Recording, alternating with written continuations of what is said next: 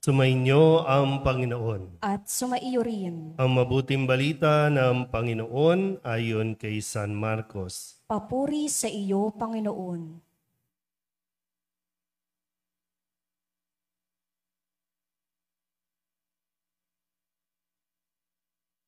Noong panahong iyon, muling tumawid si Jesus sa ibayo ng lawa ng Galilea, nakasakay sa bangka. Nasa baybay pa siya ng lawa ay pinagkalipunpunan na siya ng maraming tao. Dumating ang isang lalaking nagngangalang Jairo, isang tagapamahala ng sinagoga. Pagkakita kay Jesus, siya'y nagpatira pa sa kanyang paanan at ang samo. Agaw buhay po ang anak kong dalagita. Kung maaari, sumama kayo sa akin at ipatong ninyo sa kanya ang inyong kamay, upang siya'y gumaling at mabuhay.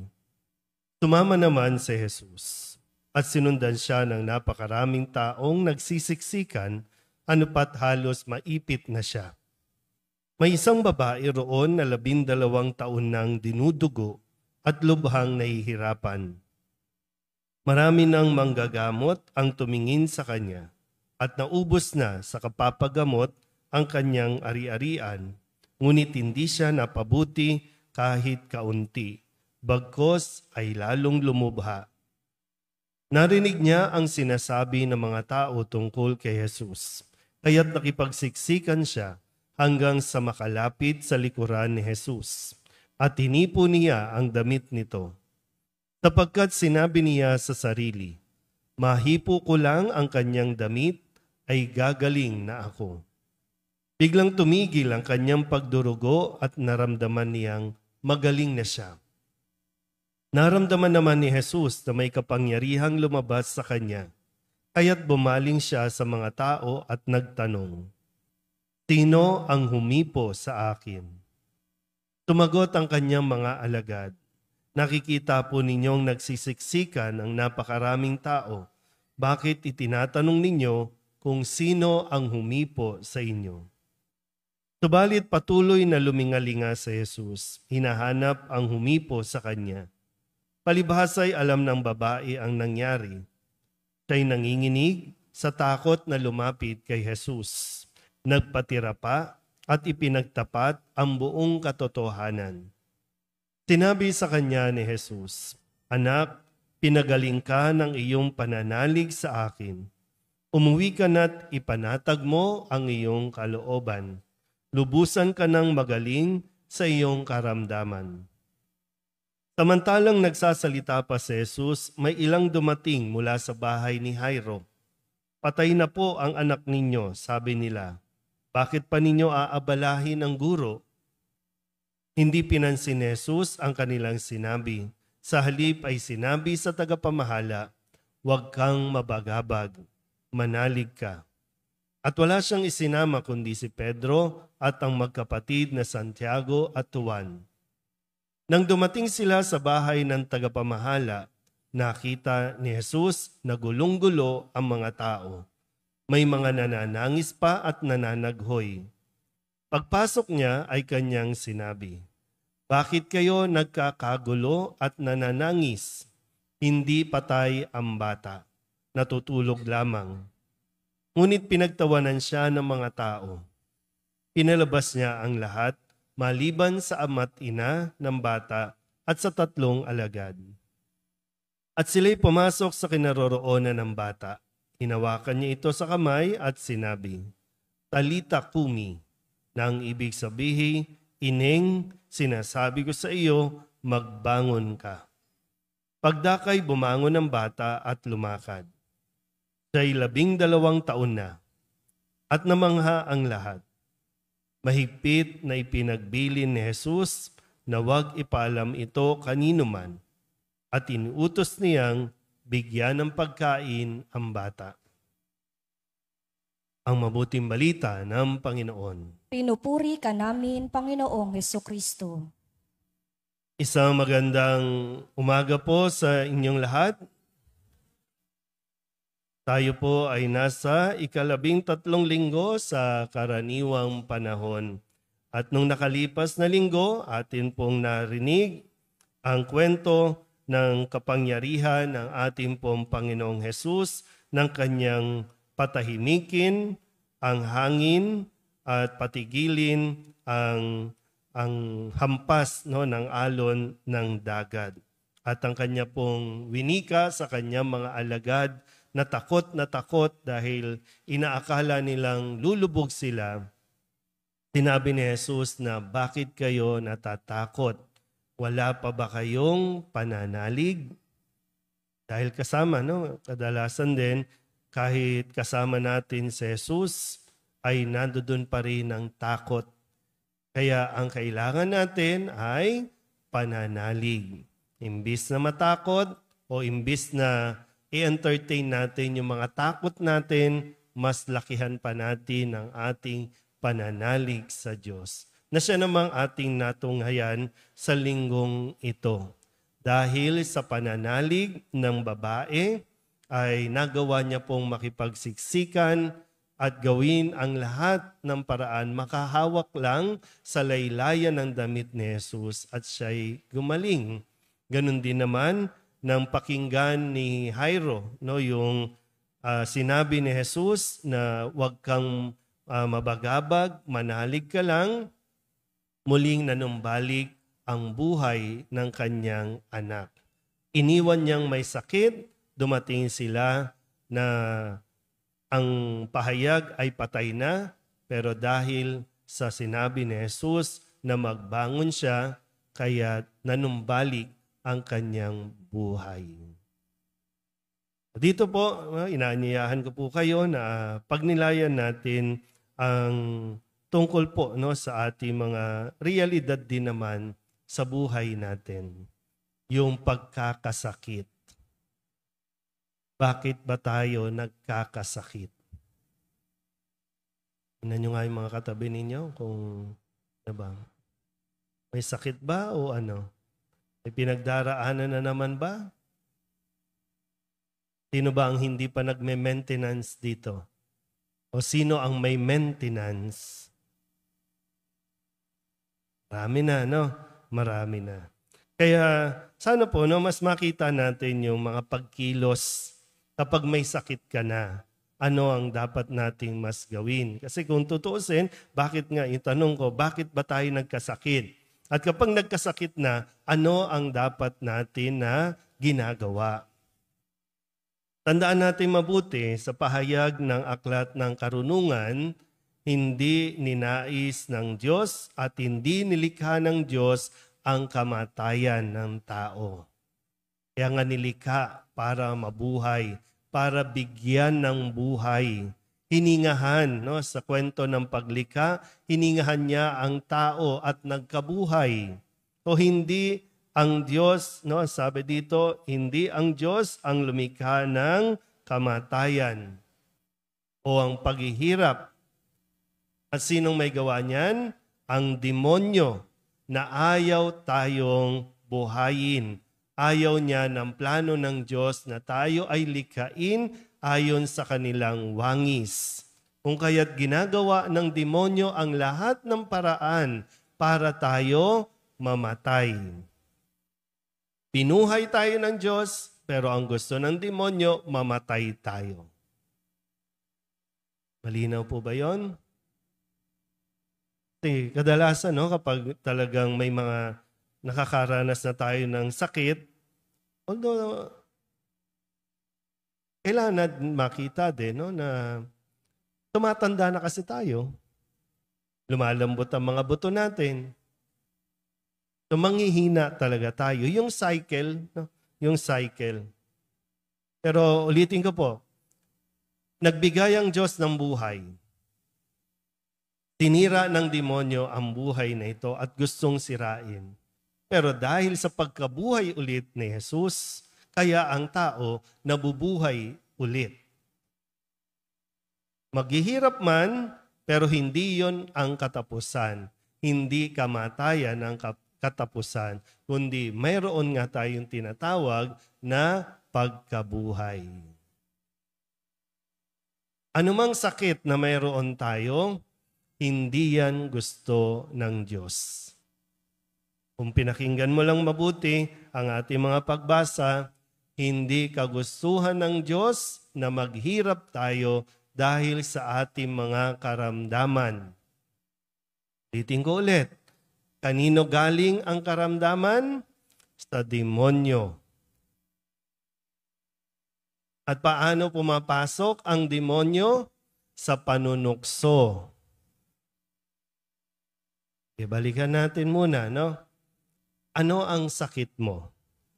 Nga, ano ang sakit mo? Isip mo na. Tadang. Isip mabuti. Saan galing ang sakit na yan? Sabihin natin, ano ba sakit mo? High blood? Ano bang sakit mo? Ano ba tawag dyan? Yung acidic ba yan? Acidity? O kung ano man? O di ba sa katakawan mo yan? O di ba gluttony ay kasalanan? Anong sakit mo? High blood? Bakit ka na high blood? Di ba lagi kang galit? Di ba anger? Isip. Anong sakit mo? Di ba, may sakit ka sa balat. Anong mga, di ba, yung mga, kung ano man sa katawan. Marami ngayon sa mga babae, mga cancer, kung ano-anong cancer, kung saan bahagi ng cancer. Bakit? Di ba kahalayan, gusto mo laging sexy ka. Gusto mo laging maganda ka. O kaya, sabi ng demonyo, sige, maraming pills. Iba't ibang pills. Chemicals, di ba? Lason. Ano pa? Ano yung mga bisyo? Sigarilyo, alak, droga. O hindi ka habang buhay malakas. Yung kabataan mo, sige, yosi, ano pa? Bisyo. Yung dito sa lugar natin, di ba? Sa kahabaan ng kamba, maya't maya may inuman. Asahan nyo, 10 years from now, yan yung may mga stroke. Yan yung may mga sakit pagdating ng araw. Kasi tumatanda tayo, hindi tayo bumabata. Yung akala nating kaya ng katawan nating i-absorb lahat ng mga nicotine, kasi bata ka pa. Pero pagtanda mo, na.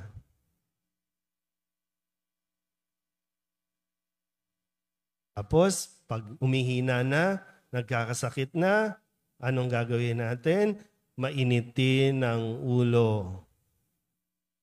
Nakasambakol ang mukha. Tapos magdadrama kasi walang tumutulong. Walang nagbibigay ng gamot. Walang mahingan. Kung gusto mo ng gamot, pipila ka sa center. Di ba yung mga lifestyle natin? Kaya tayo nagkakasakit. Sa mga pinagkakakain natin. Malinaw na po ba? Alam niyo na kung saan galing ang sakit natin? Alam na. Okay, given, may sakit na tayo. May panahon pa para bumawi. Pero kung may sakit na, tanggapin mo na yan. Kasi kagagawan mo rin naman yan, bumigay ka sa tukso, di ba? Kaya nga sinasabi lagi, huwag kang mamroblema, huwag kang mabagabag. Isip ka ng isip, di ba? Problema ka ng problema sa mga bagay na hindi ka naman dapat namomoblema. Ngayon nga, ang daming may sakit dahil sa internet, dahil yung mga nakapost sa internet, pinoproblema mo.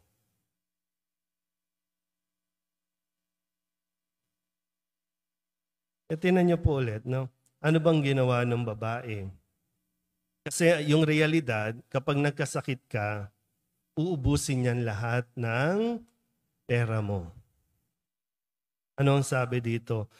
12 years na siyang dinudugo. Walang makapagpagaling sa kanya. 12 years na. Naubos na ang kanyang ari-arian sa pagpapagamot. Kahit anong yaman mo, kung nagpailalim ka sa tukso ng demonyo, mauuwi din yan sa wala. Mauubos din ang pera mo, ang yaman mo. At hindi maibabalik ng yaman mo ang sigla mo. Hindi maibabalik ng kayamanan mo ang kalakasan o ang kabataan mo. Itong naglilingkod sa sinagoga, si Jairo o Jairus. Kahit may posisyon, hindi niya maibalik ang kalakasan ng pangangatawan ng kanyang anak. Lalong-lalo na ang buhay ng kanyang anak. Kaya at anong ginawa? Nanalig kay Jesus. At dahil sa pananalig na yon, bumalik ang kanilang sigla. Lumakas ulit. Kung may sakit tayo, i-compose mo ang sarili mo. Ha? Para bang minsan may sakit ka, pero idinidemand mo na dapat unawain ka. Idinidemand mo na dapat intindihin ka o asikasuhin ka. Pero pag inaasikaso ka naman na, mainit naman ang ulo mo, aburido ka sa buhay. Pati pusa, naapektuhan kayo. Diba? Gawin nyo ng siopaw yan. Huh? Mas relax na lang. Kung may sakit na, kasi kung kahit naman may sakit na, di ba? Kapag hindi mo pa oras, hindi ka pa mamamatay. Yung iba nga walang sakit, oras mo na, namatay. Pero bakit natin gugugulin ang mga natitirang araw natin sa mga, kung ano man mga ugali na hindi nakakabuti sa paligid mo at lalong-lalo na hindi ka pagagalingin ng masamang ugali o pangit na ugali. Imbis na magalit ka, daanin mo sa dasal. Imbis na matakot ka, idaan mo sa pananampalataya. Kung ipagkakaloob ng Diyos na gumaling ka, gagaling ka. Pero meron tayong mga tinatawag na yung natural healing. Subukan mong mas maging masaya, baka mas maging maayos ang takbo ng mga sirkulasyon ng dugo mo, ng ugat mo. Kasi yun yung, di ba? Kapag mas masaya ang tao, mas masigla. Mas mahaba ang buhay ng mga masasayang tao kaysa doon sa mga laging nakasimangot. Tingnan niyo yung katabi ninyo. Maikli na buhay niyan. No? Diba? Kung walang gamot, di wala. Kesa nung wala nang gamot, mainit pa ulo mo, ano mangyayari sa atin yan? Tapos ang dali-dali mong mairita. Sarili mo. No? Ayusin mo. Dito sa atin, ang daming tao dito. Paanyaya sa, hanggat hindi nga, yung iba nga natatakot, di ba? Pag may sakit na, natatakot. Kaya ayaw tumawag ng pari. Kasi ang paniniwala, pag tumawag ng pari, mamamatay na. Dito nga, di ba? Kahit patay na yung anak ni Jairo, nabuhay pa. Kasi lumapit kay Jesus. Itong babaeng ito, akala mo wala na, hopeless na, lumapit kay Jesus, gumaling. Ayun nga lang, bakit ka ba natatakot? Maganda nga, nagkasakit ka, di ba? Pag nagkakasakit ang tao, alam nyo, wake up call yan. Para suriin, ano bang ginagawa ko sa buhay ko? Bakit ako nagkasakit? Bakit ako nangihina? Naubusan ka na ng energy.